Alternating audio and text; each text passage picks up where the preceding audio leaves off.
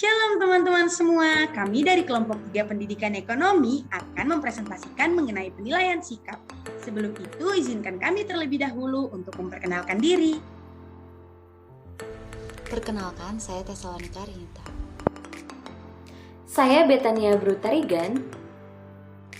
Saya Memoreta Tasyani Ziliwu.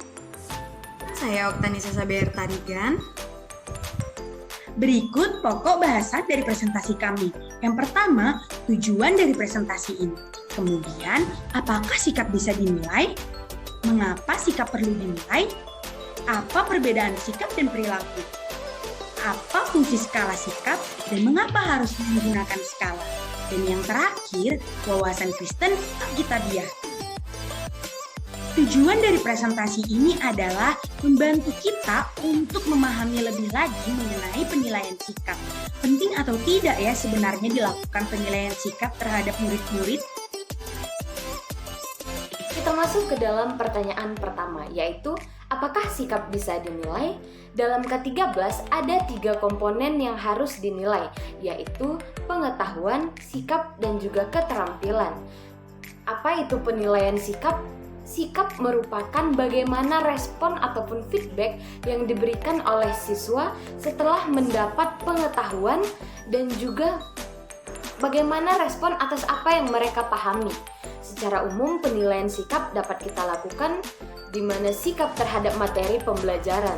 Kita bisa melihat bagaimana respon siswa saat menerima materi yang diberikan oleh guru.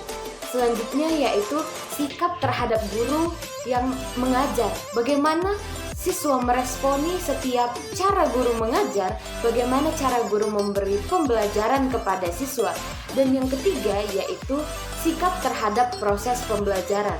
Setiap proses yang dilalui dalam pembelajaran, bagaimana cara siswa meresponi hal tersebut bisa kita nilai. Tujuan utama dalam penilaian yaitu untuk berefleksi. Jadi, di saat kita melakukan penilaian sikap, sekiranya hal tersebut bisa dijadikan siswa sebagai bahan refleksi untuk kedepannya lebih baik lagi.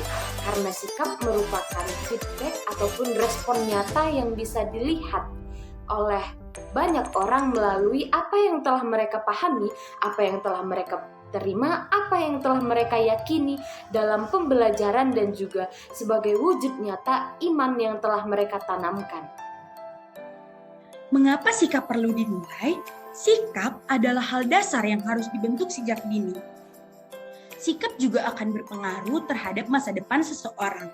Dalam dunia pendidikan, ada 3 penilaian.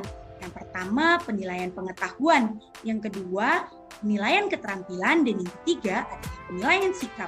Ketiganya saling berkaitan. Contohnya, dalam penilaian sikap spiritual adalah ketika di dalam kelas ada seorang siswa yang mungkin tidak berani untuk memimpin doa di depan kelas. Kemudian guru memberikan pemahaman dan motivasi kepada siswa tersebut untuk lebih berani lagi memimpin doa di depan kelas. Maka dari itu siswa memiliki pemahaman baru dan mulai berani untuk memimpin doa di depan kelas. Kemudian untuk contoh penilaian sikap sosial, di sebuah kelas mungkin ada seorang siswa yang kurang toleran atau hanya ingin berteman dengan teman-teman yang seagama atau yang sesuku saja. Namun, guru memberikan pengetahuan kepada siswa tersebut untuk bisa lebih bersosialisasi dengan baik, bertoleransi dengan baik. Kemudian siswa itu memiliki pemahaman yang baru bahwa hidup bertoleransi dengan baik.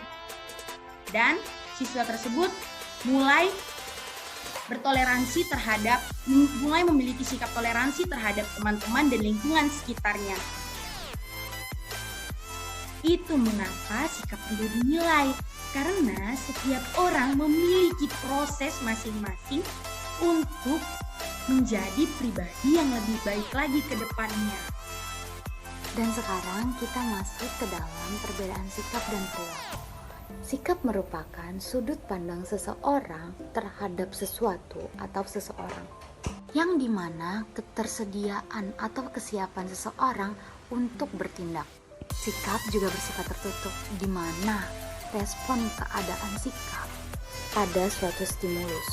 Dan contoh sikap itu ada menerima, di mana kita dapat menerima segala sesuatu yang dilakukan orang lain, atau bagaimana sih kita menerima tanggapan dari orang lain, atau bagaimana cara orang lain berperilaku kepada kita serta memberikan kasih sayang kepada kita. Lalu yang kedua, ada menanggapi, bagaimana cara kita menanggapi suatu respon dari orang lain. Terdapat menghargai, bagaimana cara kita menghargai orang lain yang bertingkah laku kepada kita, memberikan respon kepada kita dengan baik ataupun tidak. Ialah bertanggung jawab, bagaimana cara kita dapat menghargai sesuatu atau kita dapat menerima risiko dengan apa yang kita lakukan.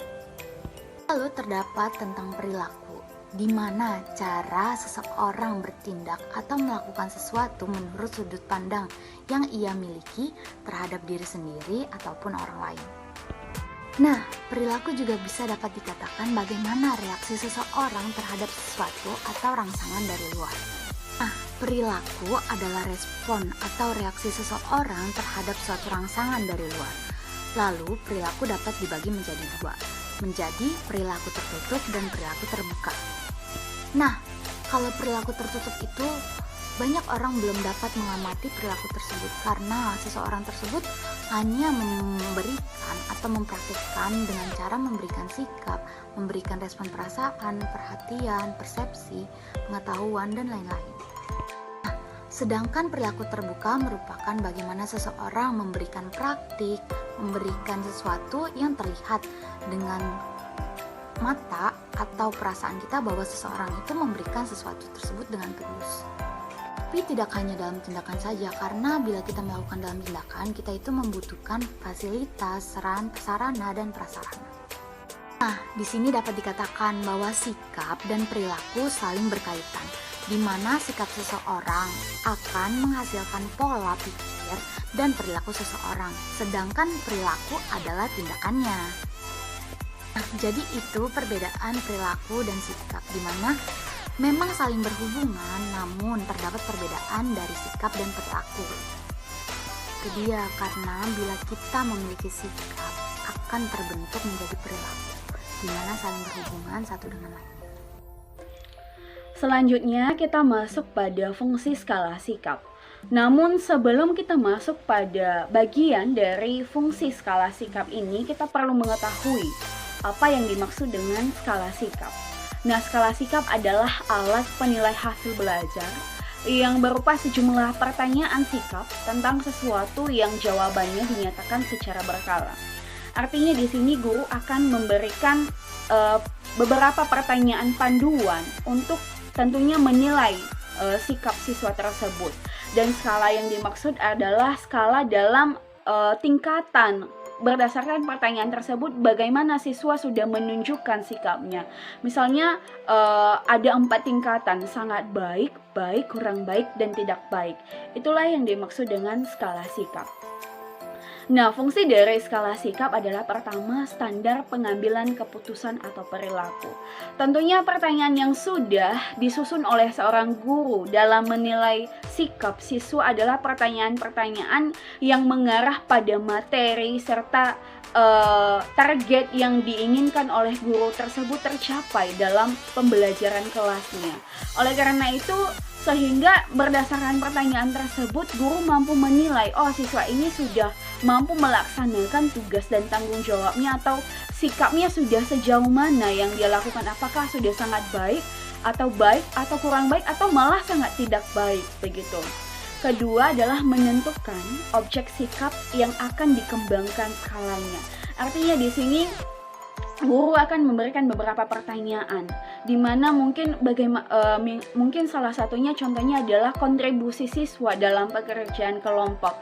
Nah, guru akan menilai apakah skala dalam pengembangan sikap siswa tersebut sudah sangat baik tidak dalam berkontribusi dalam kelompok, atau justru masih kurang baik dan perlu dikembangkan serta diperbaiki, begitu. Ketiga adalah menjadi titik tolak dalam mengambil keputusan terhadap jawaban yang diberikan. Ini tentunya mengarah pada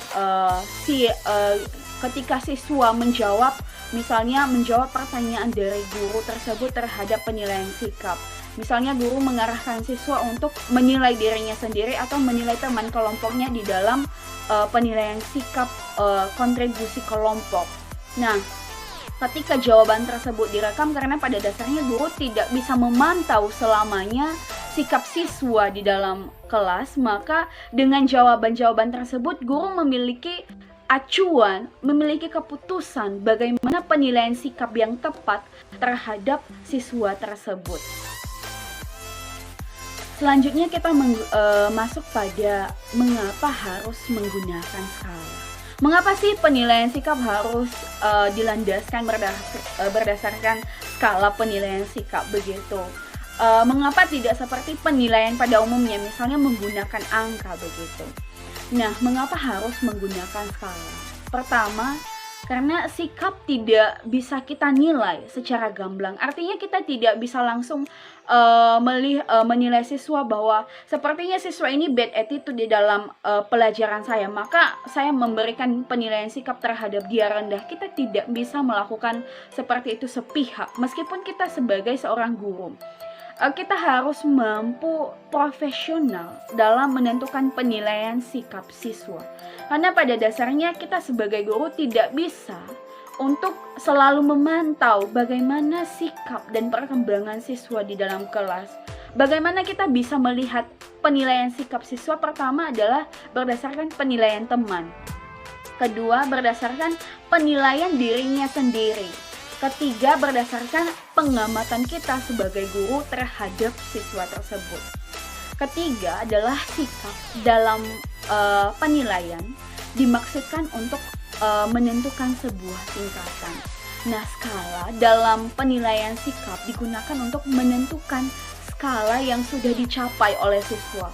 Apakah dia sudah sangat baik dalam bersikap di dalam pembelajaran tersebut, atau masih kurang baik, atau baik, atau masih tidak baik, sehingga guru mampu menentukan di bagian mana siswa tersebut sudah berkembang dan di bagian mana siswa tersebut masih perlu untuk terus dibimbing. Dan ketiga adalah skala atau tingkatan menjadi titik atau standar dalam mengetahui sifat dan kepribadian seseorang. Nah, tentunya ketika guru memberikan pertanyaan-pertanyaan yang mengacu pada penilaian sikap siswa, guru tentunya sudah memperhatikan bibit-bebet bobot pertanyaan tersebut sehingga mengacu secara tepat sasaran terhadap penilaian siswa tersebut. Dan guru akan tentunya memantau bagaimana perkembangan siswa tersebut. Dan ketika guru melihat sikap-sikap yang ditunjukkan oleh siswa tersebut, maka guru mampu mengetahui bagaimana sifat dan kepribadian siswa tersebut, sehingga guru mampu tahu bagaimana cara memperbaikinya ke depan. Dan kita masuk ke dalam penjelasan WKA, di mana sikap adalah cerminan hidup manusia, karena Allah menjadikan manusia dengan dua pilihan, yaitu berdosa atau tidak. Maka dari itu, kedua hal tersebut menentukan bahwa sikap adalah yang paling penting untuk menilai karakter dan kepribadian seseorang menurut diri sendiri. Yang tertulis pada Ulangan 5 ayat 6-21 mengenai ke-10 firman Allah, bahwa Allah telah menuliskan apa saja yang tidak boleh dilakukan manusia di dalam ke-10 firman tersebut. Karena Allah telah memberikan akal budi kepada manusia untuk melakukan hal-hal benar di hadapannya dan memilih melakukan kebenaran atau tidak. Karena di sini manusia memiliki sikap yang dapat membuat sikap tersebut menjadi karakter seseorang, di mana karakter tersebut akan membentuk kepribadian seseorang dan bagaimana cara berperilaku seseorang. Kita masuk ke dalam wawasan Kristen Alkitabiah yang kedua, yaitu Galatia 5 ayat 22-23 tentang buah-buah roh. Sebagai orang percaya, sikap spiritual kita merupakan bagian yang penting saat kita meresponi sesuatu hal. Dan sikap kita merupakan bagaimana gambaran iman kita dan juga pengetahuan pembelajaran yang telah kita terima. Melalui buah-buah roh ini, hendaknya kita bisa menunjukkan sikap yang baik, seperti bagaimana kita seorang murid Kristus yang memiliki kemurahan hati. Kita mau memaafkan dan juga kesabaran dalam menghadapi berbagai hal seperti menghadapi persoalan hidup atau menghadapi setiap tantangan proses kita di dalam pembelajaran untuk mencapai masa depan.